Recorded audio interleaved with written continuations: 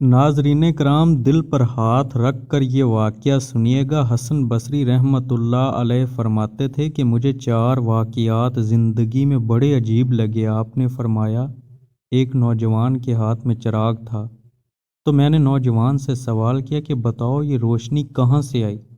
تو جیسے ہی میں نے یہ پوچھا کہ یہ روشنی کہاں سے آئی، اس نے پھونک مار کے چراغ بجھایا اور کہنے لگا، حضرت جہاں چلی گئی وہیں سے آئی تھی۔ آپ فرماتے ہیں کہ میں اس نوجوان کی حاضر جوابی پر آج تک حیران ہوں۔ ایک مرتبہ 10 یا 12 سال کی لڑکی آ رہی تھی، اس کی بات نے مجھے حیران کر دیا۔ کچھ دیر پہلے ہی بارش تھمی تھی، میں مسجد جا رہا تھا اور وہ بازار سے کوئی چیز لے کر آ رہی تھی۔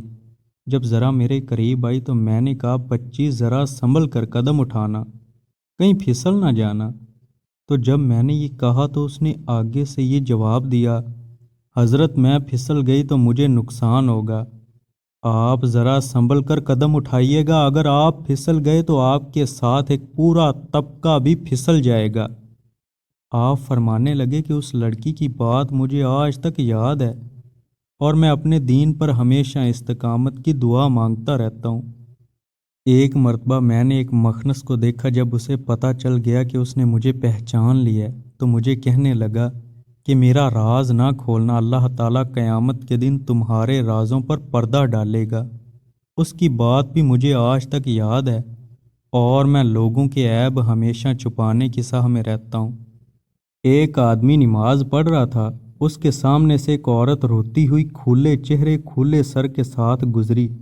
اس نے سلام پھیرا تو اس عورت پر بڑا ناراض ہوا، کہنے لگا، تجھے شرم نہیں آئی؟ دھیان نہیں، ننگے سر کھلے چہرے کے ساتھ میرے آگے سے گزر گئی، میں نماز پڑھ رہا تھا۔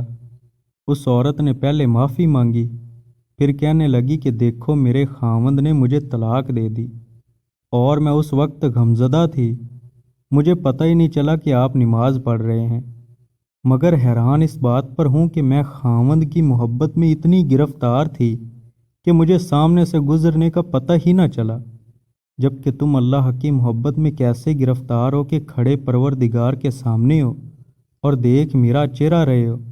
حسن بصری فرماتے ہیں کہ اس عورت کی بات مجھے آج تک یاد ہے اور واقعی ہماری نماز کا یہی حال ہے۔